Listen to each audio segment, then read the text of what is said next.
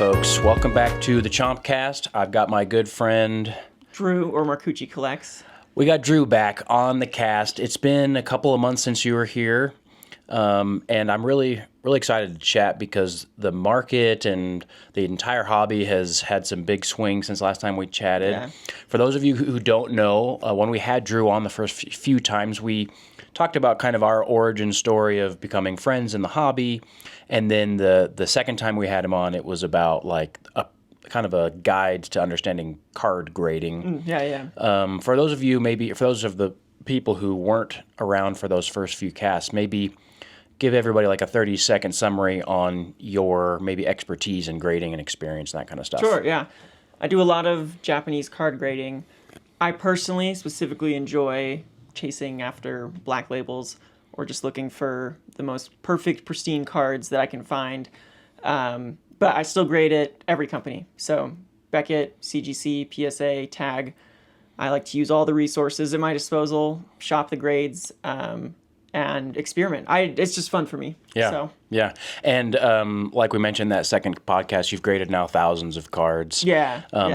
You've graded, you've regraded, you've cracked and regraded and then regraded again. Yeah. And so you know kind of what these companies in general are looking for. And you're also just a big fan of Pokemon in general. And so I love to have Drew on the podcast because what's important for me, at least, is to talk with people who are approaching the hobby of Pokemon cards in all different ways with different levels of experience, just to kind of see what's out there and help provide maybe a little bit of education and a perspective that other people don't get to see every day. So thanks for coming back, man. Absolutely. No, I'm happy to be back. Let's dive into maybe just a little bit of what you've been up to the last maybe couple of months. Last time we chatted, it was kind of like, I think right after Prismatic Evolutions came out, if I remember right. And so we kind of talked about, what was going on with the market a little bit. And then we talked about the card grading. But what have you been up to in the last few months since I last saw you? Yeah, my wife and I went to Japan. That was a lot of fun. Yeah, I know I texted you about that a little bit. When's the video coming out about it, bro? Got to get that footage out there. I know, yeah, I should post some stuff. What's funny is we went and I only went to one card shop the entire time. Wow. And that was because... Incredible restraint. Yeah. I met up with a friend that he took me to a shop that he likes there. He's Japanese and lives there, and... So it was fun to, kind of see what a shop that he likes. And actually, it was really nice to just have someone that speaks Japanese with me at the shop. Yes. And since this was the only shop I went to, I was just grabbing stuff. Yeah. Like, I just was Saw something cool? I need that. Yeah, exactly. Glory of Team Rocket had just come out in Japanese. And so there's tons of those cards. But, I just grabbed, like, some booster boxes to rip for fun. And... but yeah, I feel like I was just like, I'll take that. I just went quick because I knew this was my only shop that I was going to go to. Yeah. Just because, I've been to Japan before, and so this was a time to not focus on cards and wanted to, just kind of enjoy some other stuff. So had a great trip in Japan, and recently I've been getting ready to move. So I'll be going to law school this August at Lewis and Clark in Oregon. So that's kind of a big move, big change for me. But, we're excited for a new adventure. Yeah. So are you going to be funding your law school adventure with Pokemon cards? Hopefully we're funding it with student loans. But we, there will be some support that way, absolutely. I love it. So you're not going to be retiring completely? Unfortunately. Well, fortunately, because I like doing it, but I'll definitely be slowing it down. Of course. In the sense of school, of course, have to come first now. How many years is that? It'll be 3. Okay. Yeah. Okay. So. Wow, dude. Well, congrats. That's a huge move. Yeah, we're excited. I hope it ends up being everything you want it to be, man. That's so cool. I want to dive into something that's maybe specific for you and I, talk about the EX era of Pokemon cards today. It's the best era. Yeah, shout out the best era of Pokemon cards. So we're talking about sets that came out pretty much between 2003, 2004, and 2007, 2008, something like there. Yeah.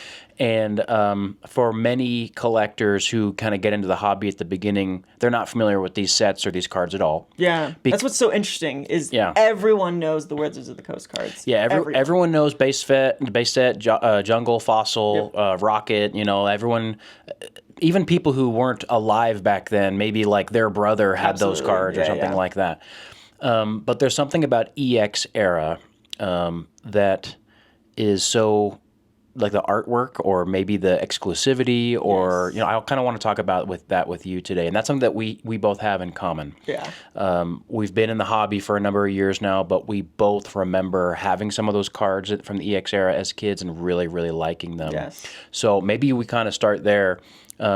EX era cards, let's start with a simple softball question. What are your favorites? What are your favorite kind of artworks and cards from that era? So I love the cards that tell a story. Okay. So my famous one is, of course, the Omanite from Legend Maker.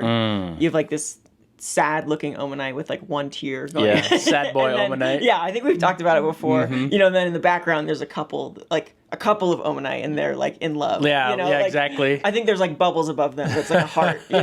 He's cucked Omanite. Yeah, exactly. So I love these cards that like they're silly, like they're funny, and they have a lot of personality. I think what makes EXR really special across the board for most sets is the stamp reverses, because those really bring to life these cards that are normally just kind of pass over. I mean, obviously today reverses even just go in the trash at this point. Right. Like, people don't care about them. There's not like a chase reverse, or at least, that I've seen. But these reverse cards have aged really well, and they were fun at the time because a lot of them had the stamp on them. Yeah. Of course, the earlier sets didn't, like EX Dragon and Ruby Sapphire, but essentially once we got to Gold Stars, we started to get these stamped cards that were really cool. It's kind of funny that the reverses for that period of time, and I guess maybe what's the first set that has those? Is it Emerald? Or is it Deoxys? I don't even know. What was because Dragon doesn't have reverses like that. No, yeah, Dragon was like the final set that was the mirror, the typical reverse mirror. Yeah. I want to say it's either Deoxys or Emerald. Either way, what's funny about those reverses is that they appear to be more like just hollows. A hollow, yeah. Which is so cool, because it meant that in every single pack, you would get a hollow, and those artworks were exclusive for for those. Most people would open a common or an uncommon card, and there's no hollow pattern. It's just kind of a throwaway or whatever.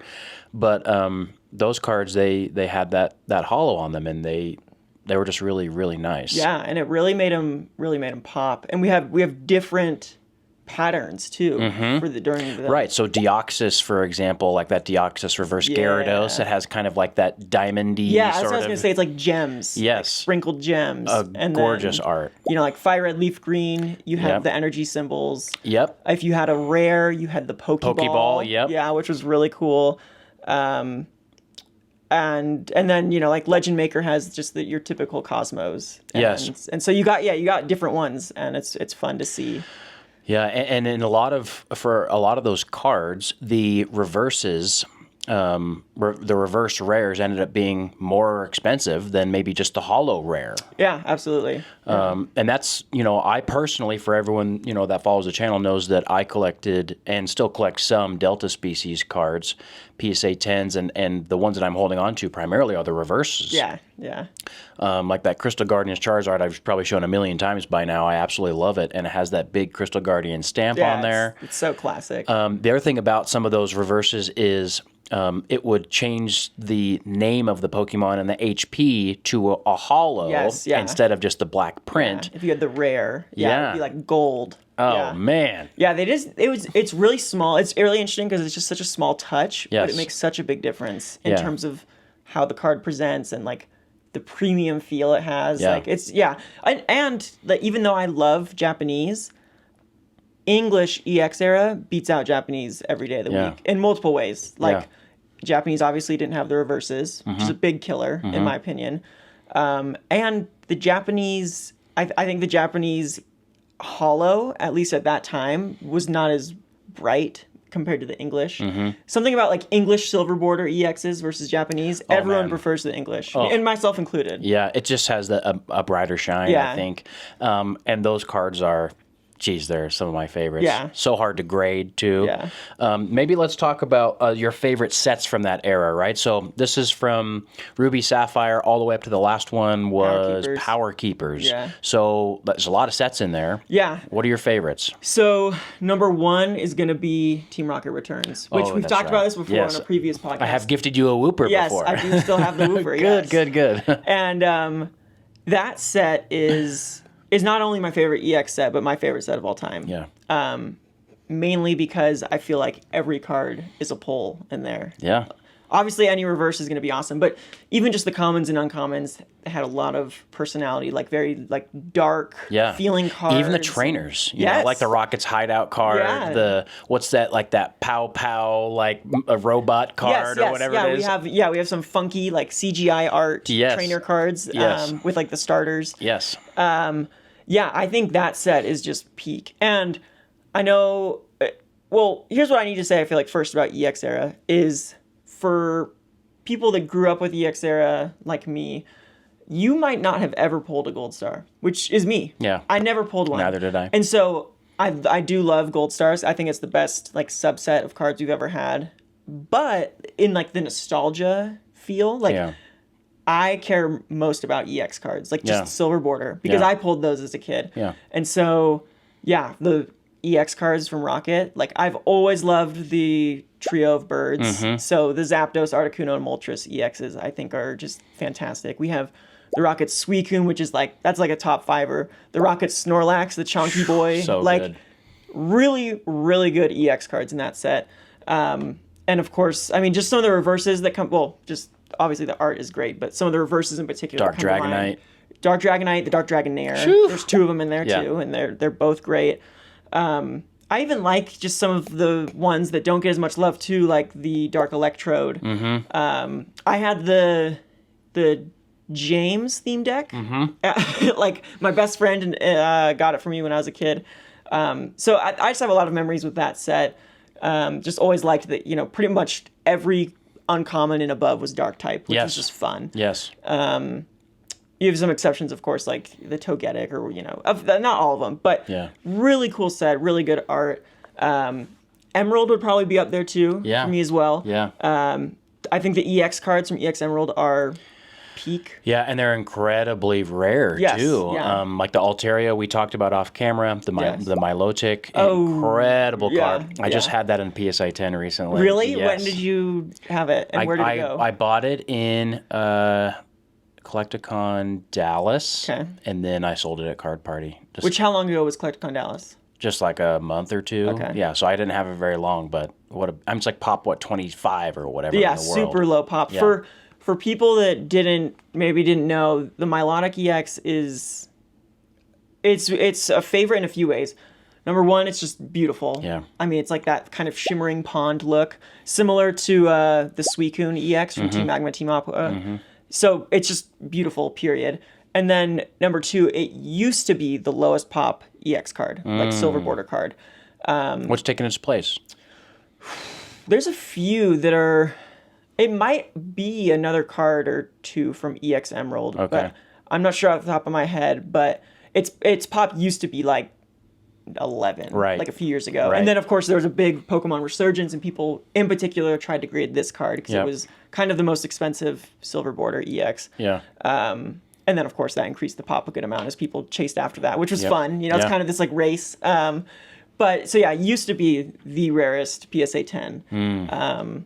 But I love EX Emerald. I love the energy cards that we got in there. Oh yeah. That I opened up one Emerald pack a few years ago, and I got the Fighting Energy, which was just not worth a ton, but was fun. Yeah. It has that Cosmos pattern on it, and it's just the whole thing is hollow. Yep. But you have a lot of really cool cards in there. Again, just some of the reverses are just really beautiful. You get like the Manectric and Electrike, I think is a good pair in there. Yeah. The Altaria EX is absolute peak.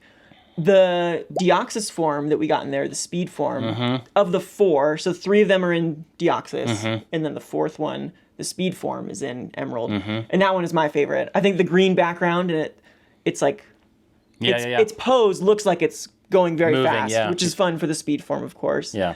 So yeah, that's another good set. I mean, those are two of my favorites, but great choices. I'm gonna have to go with number one for me, Holon Phantoms. Yes. I'm a Delta Species nerd. I absolutely love all those cards, and for whatever reason, like the way that stamp looks, it has kind of like a spooky font. Yeah. I love that. It feels like a Gengar font or something. Yeah. So exactly, and so I have the Gyarados reverse, and probably it's in the running for my favorite card of all time. And then, but what I remember pulling as a kid was the Pidgeot. Okay. The steel electric type, where it's flying. And I had that one as a kid as well. So yeah. I love that card. And it's not very sought after for whatever reason, but Pidgeot in general I think is undervalued just because like it's a Gen 1. Like everyone had a Pidgeot. Yeah. The OG bird Pokemon. Yeah. Yeah. And so I love Pidgeot, and so I love that card. And then there's tons of other beautiful reverses from Holon Phantoms. All 4 Deoxys make an appearance there in Holo and reverse. And so, I love those. And then, the gold stars in that set are really strong. Pikachu and Mewtwo and Gyarados. Like, come on. You have a Mewtwo story of your own. Yes, I have. Once upon a time, which was at the time. I mean, it was only a few short months ago. I know. Okay, so egg on my face. Here's the thing though, is like you just never know what's going to happen. Of course. Especially with a card like that, because it's old, so you don't expect its value to all of a sudden just explode. Exactly. So I graded it, and I cracked it out of that Beckett 9.5. Yeah. And we valued the Beckett 9.5 when I took it in at the table at like $3,500 because it was pop 6. So it was like the only sale ever was at that price, and it was like a year before. Yeah. And there's none graded higher at Beckett. Right. And I held on to it in that grade for months and months, and then eventually cracked it out, submitted it to PSA in its own individual order, and it came back a 10. And I was so cool. Crazy excited about that, of course. But I remember when I did that little video on my Instagram and said, hey, I got this card. I'm really excited about it. I don't know if I'm going to sell it. I got a bunch of people trying to send me offers for it. And they're offering me, like $6,000, $8,000, $1,000. And I was like, man, like, how am I supposed to know what this is even worth right now? Ended up selling it. We valued it at around like $9,500 when I sold it. Yeah. So, I made value on it, which is great. But then again, now people are selling it for $20,000. Like, what is going on with this market? And we'll get to that. We're gonna talk about that. So, before we move on from EX sets, I feel like I gotta give a shout out real quick to EX Dragon. Oh my gosh, yes. Yeah, EX Dragon, the Latios and Latios. Yes, and the Dragonite. They were Dragonite. It's all of them. And actually, low-key shout out the Golem from EX Dragon. Dude, such a cool card. Thank you. I also really like the Kingdra, which I know is an underdog. It's not the prettiest card, but I love Kingdra. Yeah. I bought that card PSA 10 like 3 years ago for $300. Yes. And you have these kind of funkier. Yeah. The beginning of EX era, like the first 4 sets when we had those kind of e-reader style borders on the EX cards. Yes. Which again is another cool thing about English. Japan didn't have those. Okay. They didn't have the e-reader style borders on their EX sets. Didn't know had that. them in English. Yeah. They a lot of them had these, and a lot of EX cards did have this, but like this kind of CGI style. Yes. But I think those first 4 sets where they were maybe experimenting with it a little more gave us some really funky ones like Kingdra, and some stunning ones as well. Yeah. So, I mean, those early sets. I mean, Ruby and Sapphire is an interesting one, but then we have Sandstorm, Team Magma, and Dragon. Yeah. And I think those introductory ones cannot be overlooked. Yeah, and that the secret rares from Dragon, the Charmander, Charmeleon, Charizard, I had those PSA 10 for a long time in my PC, so gorgeous cards. But yeah, so I should have completed my sentence. Yeah, Holon Phantoms, Dragon, and then for me, FireRed LeafGreen I love. I think just how are you going to lose when you have Legendary Birds, EX, you've got Charizard, Blastoise, Venusaur, Gengar, Yeah, that Gengar is really... It's a heavy hitter. People really like that. He's a funky one. Yeah, that's very another CGI. Another good example. A very odd art. Yes. Like, especially by today's standards, but it has aged very well. Yeah. Like, he's this spunky little goblin. He is. He's up on one toe, just doing a little pirouette. It's such a great card. One thing I'll never forgive FireRed LeafGreen for, 2 Mr. Mime EXs. Yeah, that's a miss. What was that about? Yeah. 2. Yeah. We could have had... Give me a Mew. Give me something. There was a lot of other opportunity for Gen 1 EXs, and they gave 2 to Mr. Yeah, Mime. that's so true. And they're both terrible. Yeah, no, they're still very cheap. Yeah, because like no $40. one cares. No one cares. Near mint $40 card. Oh my gosh. But yeah, I mean, they did have. Dude, can you imagine incredible. opening a heavy FireRed LeafGreen pack and you just slowly open like, oh, I have an EX, and then it's a Mime? Oh, no, that's like your fear. That's like your. That's the worst ever. Okay, Team Magma, Team Aqua, similar thing. Yes. I got crazy lucky. I don't get lucky opening cards. I always lose. Just most people lose. I've never had that's not true. Actually, I did have one. Yeah, I remember that. Yeah, we did have one. But the big fear of opening Team Magma, Team Aqua, if you get an EX, there's 7 EX cards, okay? Do you know what they are? Okay, there's a Suicune. Yes. There's an Entei, Raikou, so all 3 dogs. Yes. Magma, Aqua. All right, I'm stumped. What else? The 3 starters. That's where we get the Blaziken, Yes. Sceptile, and Swampert. Yeah, and those are not particularly. Not loved. Yeah, they are some funky. The other EX starters from like Crystal Guardians are maybe liked a little bit more. Yeah, there's some interesting, like, I really like the Blaziken, and I also really like the Swampert. Sceptile, though, is pretty funky. Yeah. But then the 7th EX card, Cradily EX. Yeah, ouch. Cradily, great Pokemon. Yes. I mean, a great Pokemon, but in that particular set. So, anyways, I opened up some packs and I saw the green, and I was like, please be Sceptile. You know, like I do not.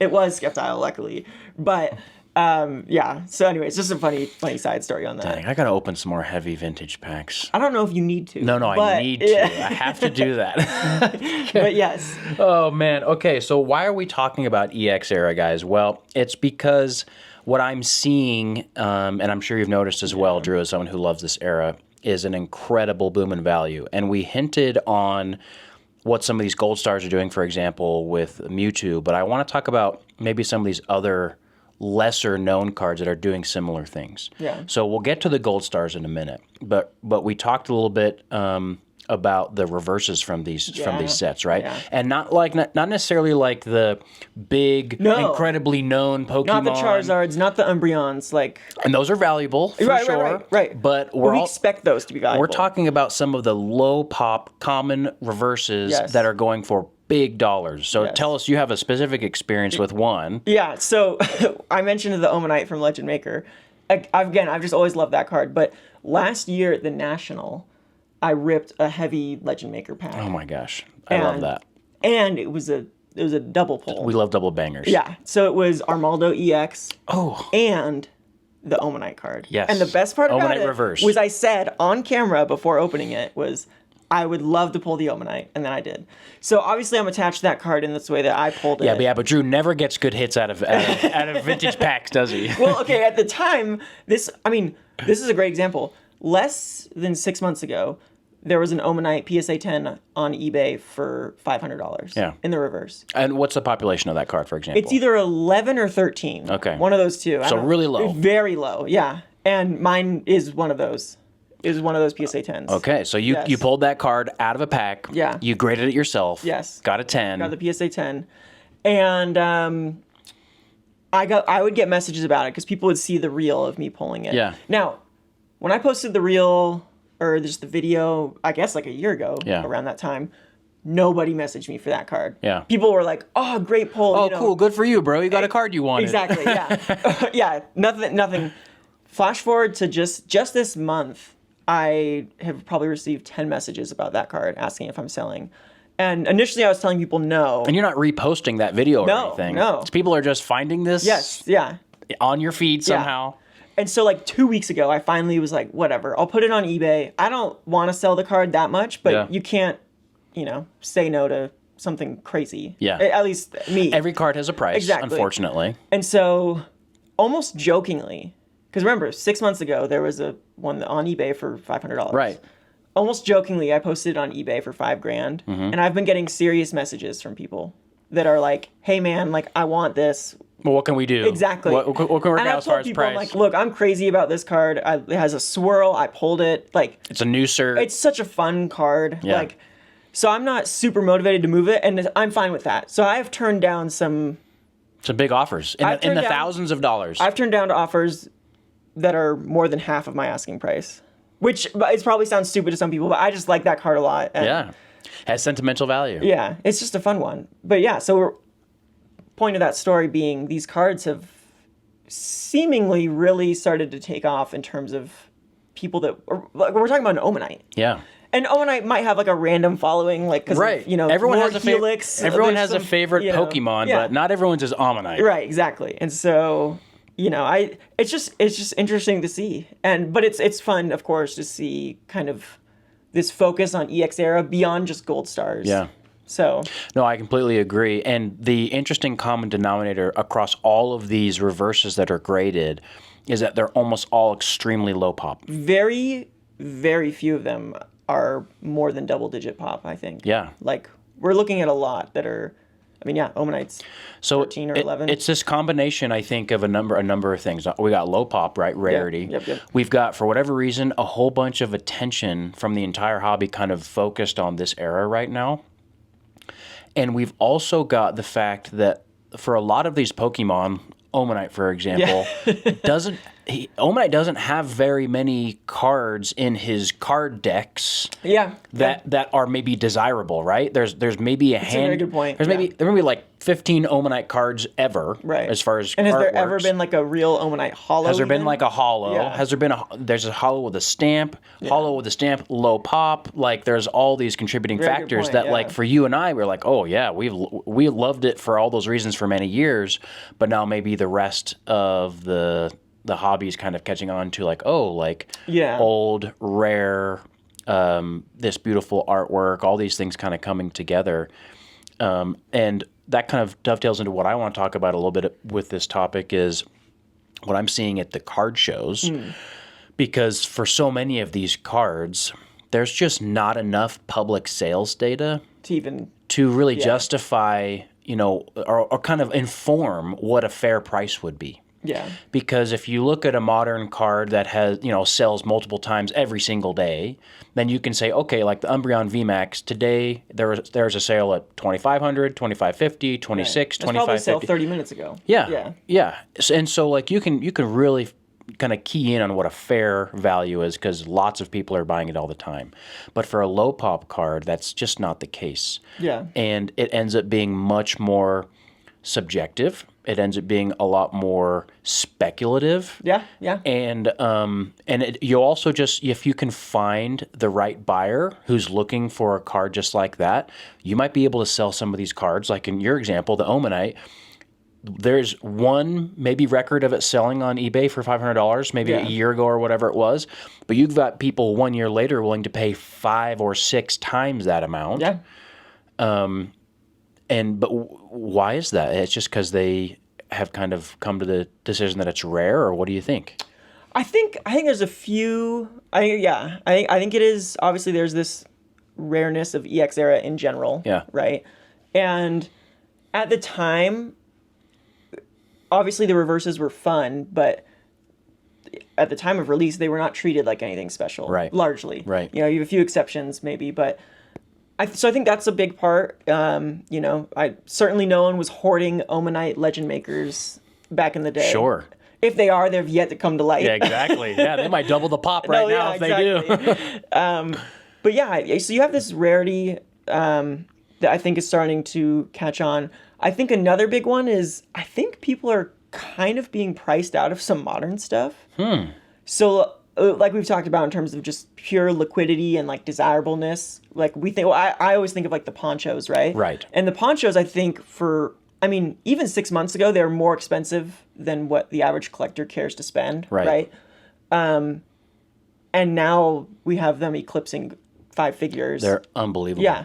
And so that's very few people. Most people are driving to these conventions in a car that costs less than a poncho. Right. Me included. Like, right. Absolutely. And so I think a lot of people aren't willing to spend that much. And so I think people are starting to look elsewhere. Yeah. And obviously these reverses were significantly cheaper 6 months ago. And so, maybe we're seeing some of that money that was just being parked somewhere else is now moving into these. That's obviously just speculation on my part. Sure. But I have had people reach out to me on Instagram and ask, hey, I, don't like spending this much on a modern card or on a card that has, a 4-digit pop or 5-digit pop. Sure.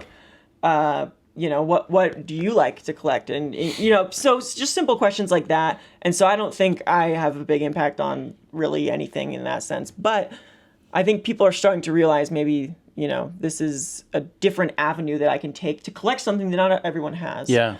And then lastly, I would say PSA 10s in particular will always command a premium in vintage over, 10s from other companies solely in the aspect of completionism. So like you can complete a Delta Species PSA 10 set. Right. It's difficult. Because it actually exists. Right, but you can do it. And that's just not going to be the case at Beckett or Tag yet, or CGC has the Gem 10s, but people don't really view those, though the market doesn't view them like a PSA 10. Right. So I think in terms of just like if your goal is completion and you want a set done, PSA 10 is really the only way to do it. Great point. And so I think that will also command a premium. Yeah. Yeah, and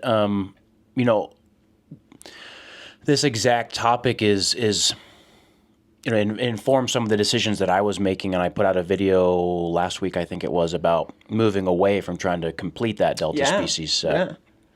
Yeah. And so many of those same factors came into mind, right? So on one side, you've got people who are moving away from modern because, well, they're really expensive and they're maybe more common, right? And people, if they're going to spend that kind of money on something, they want it to be like extremely special and unique to them, or as unique to them as they can get. And so they maybe are moving over into vintage.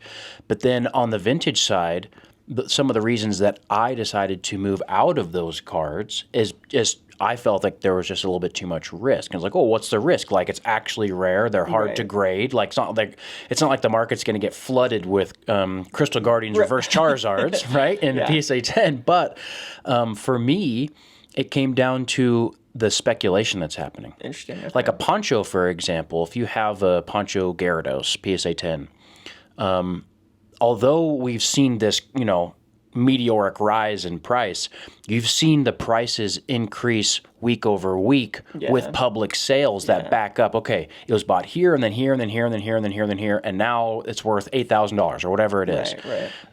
With these low pop cards, it goes from $500 to $2,500 over the course of a year, but there's only two different right. So it's few and in between. It's far and in between, and it's, for me, like, that introduces more risk as someone who, like, if I needed to sell these cards, let's say an emergency came up and I needed quicker liquidity.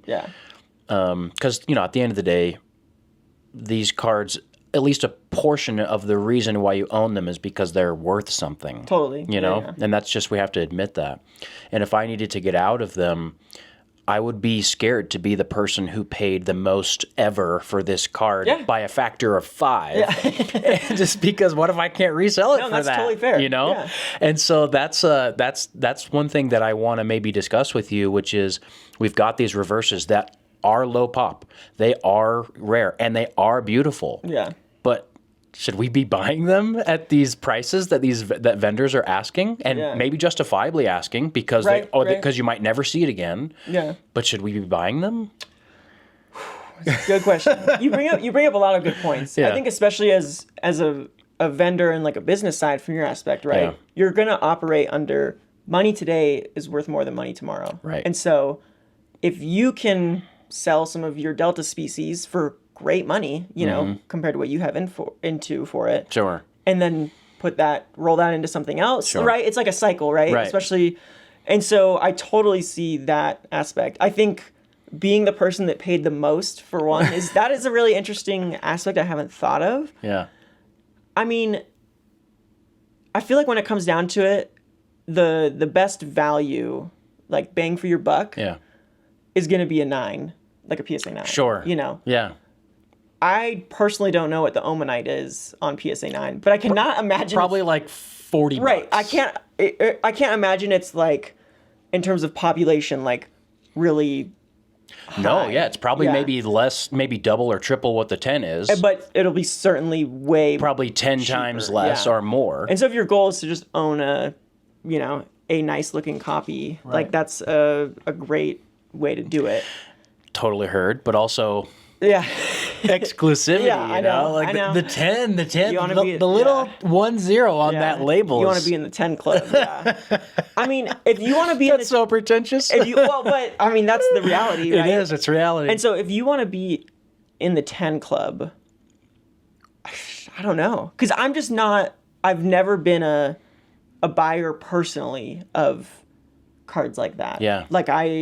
So I don't even know. Like my brain immediately scales back to like just buy the 9. Yeah. You know, like or buy a raw one. yeah. You know. Yeah. But in terms of how prices are going to hold or change, I have no idea. Yeah. You know, That's the thing. It's very speculative. You know. I think in a lot of these markets where we see things rise really quick, we usually see a retrace. Right. But it is always higher than what it was at before. That's my new question. My next question for you, Drew, which is, we've got this EX era increase in value, and there's I guess two things that could happen next. Number one is we see a retracement, right, and that retracement is indicative of maybe just a fad that resulted in a bubble of these prices increasing.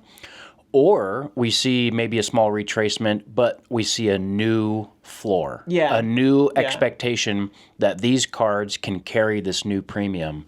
What do you think is more likely? That we kind of do this big roller coaster all the way like from where it was, or that we kind of maybe level off a bit? Because you can't infinitely scale upwards. Nothing can. There has to be some fundamental thing that incrementally changes it over time. But it's very common to see something like this instead of like this. Yeah, and that's what I think we're going to see is the retracement. Yeah. I mean, I think the days of the $500 Omanite are gone. Yeah. Like I think that's, but could it end back up at 1,000 or 1,500? Sure. Like, but I always feel like largely, when we see this big spike and then a correction or whatever you want to call it, that correction does kind of end up being the new floor. Yeah. Even when you think it won't be. Right. That's the thing. And so for the person who's willing to spend, let's say it's $2,500 on your Omanite. Yeah. Do you think that they are making the decision because, wow, like I might never see this card again? Or is it because they think, wow, like this is actually rare and I think I'm speculating it's probably worth more like 3,000, 4,000, or 5,000 and he's willing to sell it maybe for $2,500 because he's into it for much less than that? Right. I feel like it's got to be both. Okay. I mean, one thing's for sure is they have a lot more money than I do. Sure. They're willing to spend it at least. Yeah, exactly. And so it's so hard because some of these buyers, right? Like I know who they are. Yeah. Like, they're a friend or I've known them for years and I understand. We kind of think similarly, right? Yeah. Like maybe it'll go up a little, maybe it'll go down a little bit. Either way, I don't care because I like the card. Right. No one's getting bamboozled. Right. But then you have some other people that seemingly come out of the woodwork that I've never heard of, but they are willing to put down large sums of money. Yes. And whenever that happens, I don't even know what to think. Like, did they get some inheritance? Did they have a big crypto? Yeah, crypto windfall. That's what I usually have to think. It's a crypto guy paying me all this money. Right, a sneakerhead, right? That's kind of been like the rhetoric, at least lately within the hobby, is like we're seeing, some crypto money or like oil money. Sure. People are these days. People are telling me like, oh, the Chinese stock market is crashing, and so people are using Pokemon cards as a safe haven. Like, there's some new theory every year. Exactly. Yeah, and it's all just in the It's wind. an opinion. Yeah. So, I mean, I guess with that card, I do feel like people sometimes do think they're not going to see another one again. Yeah. And so I fell for that exact thing just a couple weeks ago. So one of the cards that I wanted for my wall was the Latios Holon Phantoms reverse in a PSA 10s, pop 11. crazy. And I'd never seen one on eBay or otherwise. And, one of the tables at Dallas Collecticon, the guy had it, and he said that he'd picked it up the day before at a trade night, which means he probably got it for way cheaper than what he was willing to sell it for because he knew that it was going to be hard to comp or find again.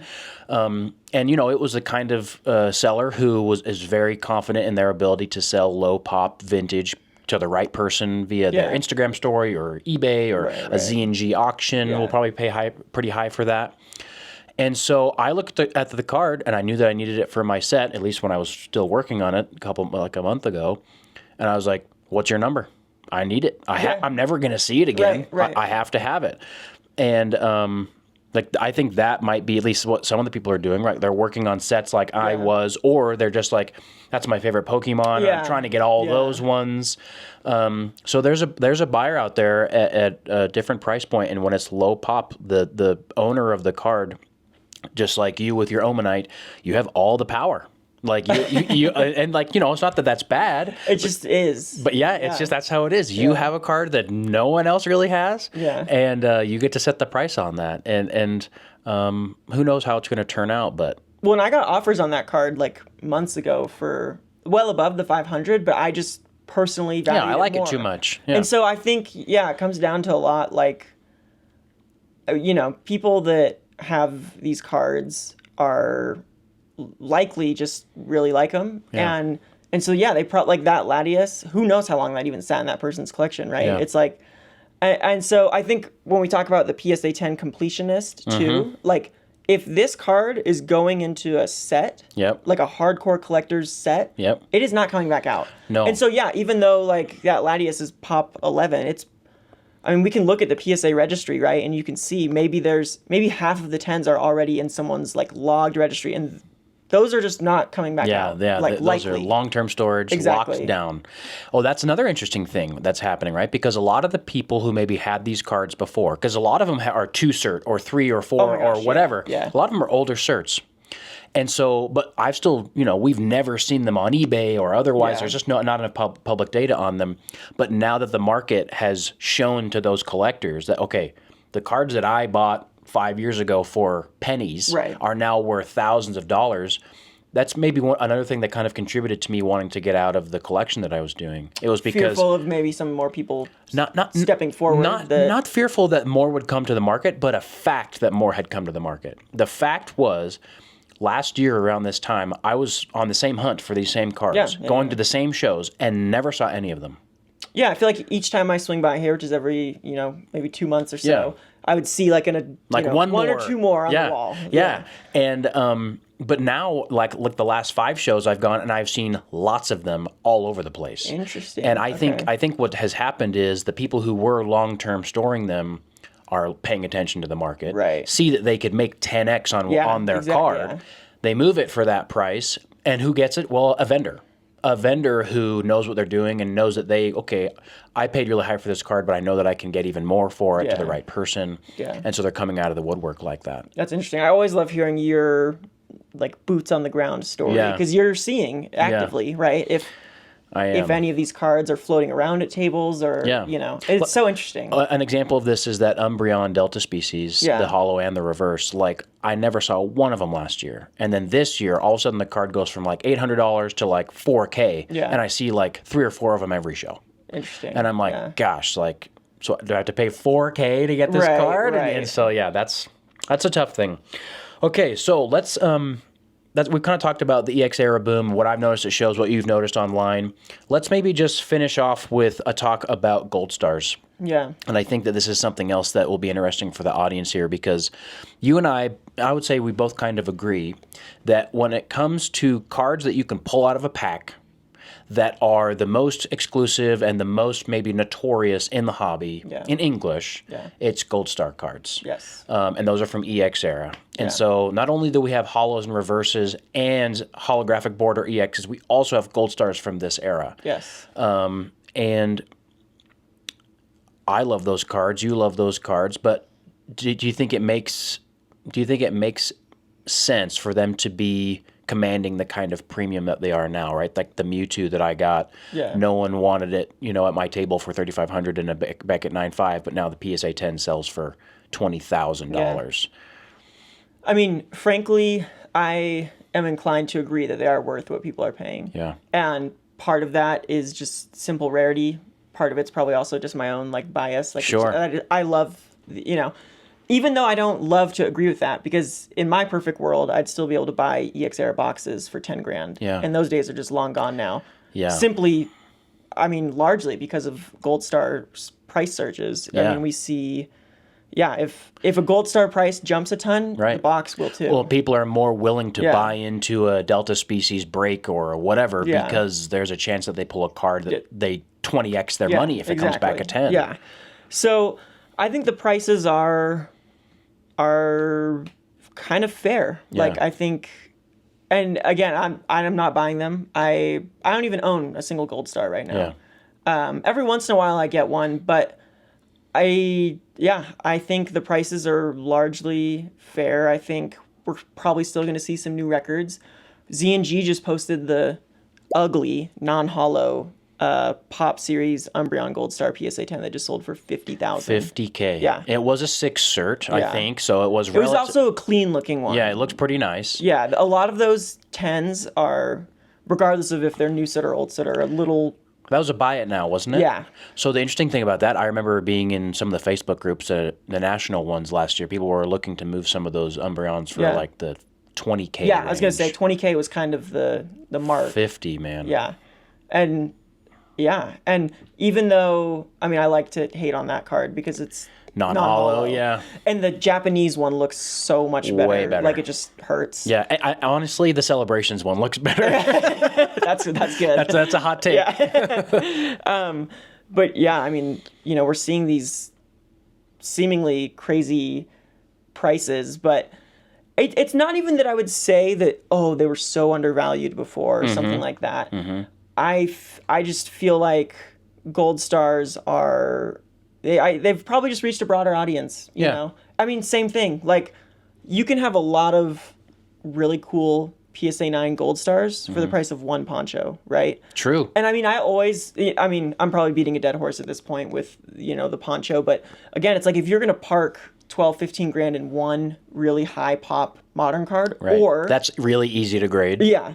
Or you want to put it in a card or multiple cards that were very hard to pull, came from some of the lowest printed boxes in Pokemon's history. Right. Like, that's really what it comes down to, right? Is these cards are very rare, and they were, 2 to 3 per case of booster boxes. Right. Like, which doesn't sound crazy today, right? It's like, because, I go back and forth, or other collectors I'm sure go back and forth, where they're like, I could, if I was there at the time, right, I could have opened a case and gotten 3 gold stars. Sure. I can still open 6 cases of Evolving Skies and never get a Moonbreon, right? Right. So there is always going to be that comparison, but then you just look at the pop reports. Print and it's quantity. Just so different. Print quantity is a huge story there. Right, and gem rates too. Yes. Moonbreon has like a 70% plus gem rate. Yeah. It's like an auto PSA 10. Yeah, you could put an Umbreon in your pocket and still get a 10. Right, but that is not happening with a gold star. No, it's not. So... Yeah, I think some people again have just wanting to look at some other avenues and kind of as like the OG. Well, of course we had the Shinings. Yes. This was like a different style of shiny cards and it's just so unique. There's nothing else like it in the hobby, and so it was kind of like the first to have that art that kind of expands beyond the border of the art box, and so there's a lot of things going for it. My take is that I agree with you, but I think it's less indicative of gold stars and more indicative of just general market confidence. Okay. I think it's just basically something that is a downstream effect of the entire hobby, the entire community of people who are buying Pokemon cards having more and more confidence that those things are going to retain value. And then once that is a belief or a fact, right, then the downstream effect is that the things that are the most rare or are the most sought after within the hobby are therefore going to command an even a higher premium than they were. And it just comes down to consumer confidence. Interesting. Okay, I like that too. Yeah. But they are great cards. Yeah. But I also think that from a business standpoint, it's hard for me to justify buying them when I'm at my table. Those and ponchos. Yeah. Because there is this track record over the last 3 months of them just making leaps in value every week. Yeah. Like, dude, I was in Pasadena at Front Row Card Show.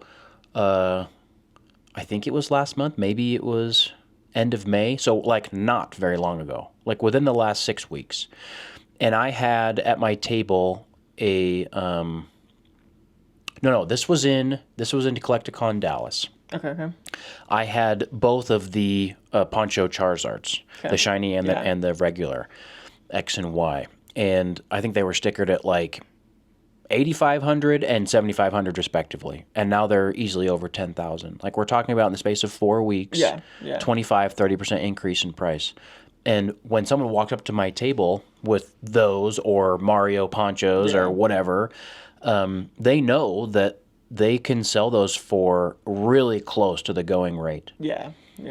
And for me as a vendor, it just doesn't make sense for me to pay $12,000 for the chance to make 500. Yeah, I get that. You know? Yeah, absolutely.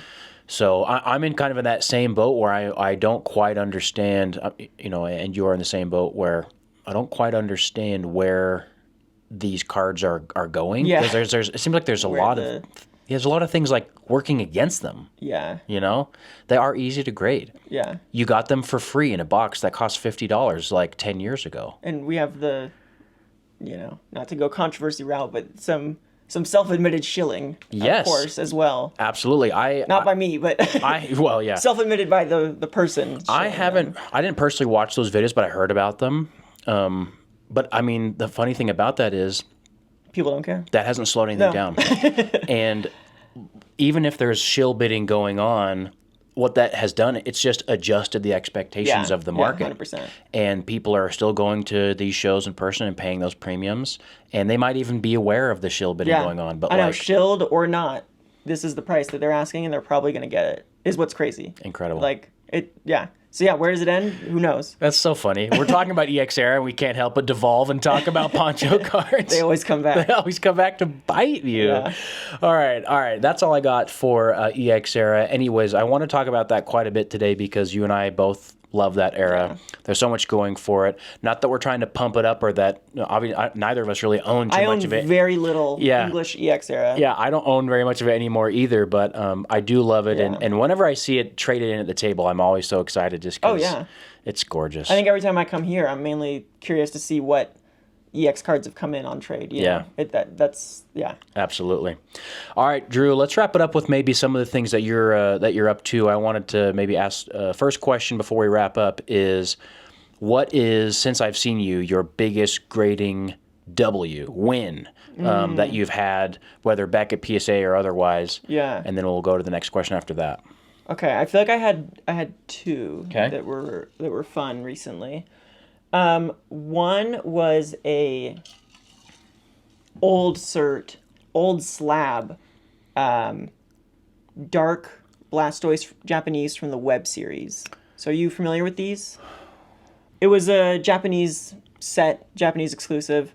It's a dark Blastoise art, though, where he's kind of facing to the side? Yep. Okay. But it's on an e-reader style card. Interesting. So very cool. Kind of like you have the Masaki Gengar from Web series that has also randomly exploded. So the only way you got that is you mailed in catalog kind of thing, or how did you get it? For the Web series, this was its own little separate set. Yeah. But yeah, Japan exclusive and had that cool dark Blastoise art. And I've had a guy that I've bought some cards for, or bought some cards from before, and he had a pretty clean looking card on eBay. Yeah. And so I was like, it looked really good, but it was ancient cert. Yeah. And the slab, when I say old slab, if people have ever cracked or held some of these original PSA slabs, the card does not fit in it. No. It is. They shake around. Yeah. It's really flimsy. Exactly. It's really funny. And so I was like, whatever. It was like $500 or $600. Yeah, it was a 10. Yeah, and usually if I'm buying a PSA 10, especially on modern, there's really not much chance to win unless you get a black label. Yeah. Sure, you might make some money on a gold 10, but is it worth it? Yeah. Who cares? Harder to sell, honestly. Yeah. So it's I bought it because I was like, this looks really good, and the centering looked pretty good. Anyways, point is, I did get the Beckett 10 on it. Nice, the gold 10. Yeah. It has 9.5 centering. I could fight Beckett all day on how I think this card's eye appeal is good enough for Black Label, but whatever. I'm not going to, waste tons of money and time and effort to try and fight it. But did get the Beckett 10, and I posted it and just said, I was accepting offers just because low pop. And I think some people operate under the impression of a PSA 10 to a Beckett 10 modern. There's usually not much of a price difference. Right. It can depend on the card, of course, but 1.15 or 1.5, maybe 2x. Like, yeah, maybe. Like maybe, you know. So some people were like, oh, like I'll give you, you know, $800, and I was like, no, like first off, I'm into it more than that. For vintage, like, it should be much more. Yeah. So, anyways, that was a fun card that I did close a good deal on and got, you know, 4 or 5x like PSA 10 price. Nice, congrats. And that was just like a fun one, just because it was unexpected. That the card was actually that clean. You know, I thought largely I was going to get the card and be like, oh, it's a destroyed. Was it a 0 or a 1 cert? Or? No, it was still a 2 cert. It was a 2, okay. But it was one of the older slabs. And I figure whoever graded it must have opened up the web series pack and put it right in. Yeah. And so that was cool. Very cool. So yeah, not all hope is lost on these 2 certs. I think some people, of course, get caught up in like the certs and whatever. But there are still, of course, you know, some clean ones. But just a fun card to grade and something different, like, you know, these vintage cards that are really hard to pristine. Yeah. And then another fun one was, I did actually mention in the last episode, so I'll break it down for the people because I thought, you know, they'd find this interesting. I bought 4 very clean PSA 9 cards, all vintage. Okay. I cracked all 4 of them. Mm-hmm. And the total I'd invested in these 4 slabs was like 10 grand. So these were expensive cards. Yeah. Cracked 4 of them, sent all 4 to tag. I got 2 9s, 1 8.5, and then 1 10. Okay. So that was, you know, a fun experiment. Yeah. Then one of the 9s, so it was a crystal Ho-Oh. Mm-hmm. So it was a PSA 9, became a tag 9. Mm-hmm. I cracked it again, and I was just gonna send it to Beckett and go for a 9.5. Yeah. Maybe after all the grading fees, make a little bit of money, but not much, you know. Yeah. But I was like, let's try it again at PSA. So I sent it back to PSA and I got the 10. Let's go. So brand new cert, Crystal Ho-Oh. Yeah. What did that go for? That was like 9,000. Congrats, man. So that was, again, a fun one. Obviously fun because, you know, we made some good money, but also fun to just have the gambling pay off every once in a while. Yeah. You know? Sometimes you always say fortune favors the bold? Yeah, fortune favors the bold. I love it. So you know, it was fun to, you know, have some cross grades be the same, be worse, be better, you know. So I'd mentioned that in our last video that, you know, I'd see how that went. Yeah. So I mean, when it comes down to it, I mean, we always say it, and it's common advice but not common practice, or what we say, common belief not common practice, is buying the card and not the grade. Absolutely. And so you know, that was just one of those examples of, you know, finding these clean cards that maybe could grade better, maybe could grade worse. We'll see what happens. Sometimes you win, sometimes you lose. So oftentimes you lose, but when you win, gosh, that feels good. It does feel good, yeah. Yeah. So congrats, man. Yeah. What about the biggest L? What's the biggest L you've taken on grading since I saw you last? There's been a few. Okay, this one wasn't particularly like big money loss, but more just like frustrating. I had a CGC Pristine 10 Chonkachu Rainbow. English. From Vivid Voltage, yeah. Okay. So CGC Pristine 10 that I bought from a friend. That's the new Pristine in the gold and black label? Yeah. Okay. And it did look really good. Yeah. Unfortunately, this was surprising to me for 2 reasons. One, that it still got the Pristine from CGC. And 2, that this was an issue on Vivid Voltage that I hadn't encountered before, which was like on the back, it had like the white speckles. Oh, yeah, like, almost like you would see on Shining Legends on the back of like Mewtwo. Yeah. The little print dot error. Yeah, really weird. There was like a pretty substantial amount of them, and it still got the CGC Pristine 10. That's terrible. Yeah, so that was a bummer, because I totally overpaid for it. Right. I paid above comp. Didn't lose a ton of money, like, in the grand scheme of things. I mean, I still have the card. But yeah, obviously it got a 9.5 at Beckett the first time I graded it. Yeah. And the second time. So like we're over 2. Yeah. So I'm gonna send it back to CGC and hopefully I get the Pristine and then can just walk away just $200 out or something on grading fees. But whatever, you know. That's crazy. Watch them give you like a 9. I know. That one was more just like frustrating where I was like, I should have looked it over more carefully, you know. Yeah. I was just too trusting in the Pristine maybe. But it just was super well centered and the edges and corners are really good. Yeah. So that was just like... well, you never expect that to be an issue. Yeah. So that was interesting. I also I went to the Beckett VIP event in Vegas. And the way that these events work is you buy a package and you get to submit cards for on-site grading. And it's fun to, hang out with your friends. Yeah. And, y'all trying to do the same thing. yeah, exactly. But man, I got a punk grader at that event that did all of my orders except one. I roasted you. Destroyed me. And so I got 9-5'd on just tons of modern cards that are really, I mean, on modern cards, especially at Beckett, it's 10 or bust, you know. And so 9-5s are just... They're tough. They're tough to sell. People don't want them really, you know, so... They want them so they can maybe crack them and get a 10. Exactly, yeah. So I had like 10 or 15 modern cards that just got wiped across the board and just, So I just had to, walk away from them and chalk it up to a loss. Yeah, exactly. And that's how it goes sometimes. Good for you, man. Yeah. Well, I appreciate you coming back around, man. Yeah. I love these stories because I fancy myself an okay Pokemon card grader, but I take plenty of L's. But it's also great to hear from someone who's extremely good at it, who has great successes, but also has some losses. So I'm glad that you brought up asking about the losses. Yeah, well, it's harder to share those on Instagram, honestly. Yeah, yeah, people don't care. Yeah. If I'm posting 9-5s, people are saying, maybe next time, bro. Yeah. But it's conversely, it's fun for me to hear about the vendor side. Yeah. Because I don't really go to many shows, and I obviously I don't know what it's like to be wheeling and dealing at the table. So it's always fun for me to hear kind of what's going on at like the ground level of like... Yeah.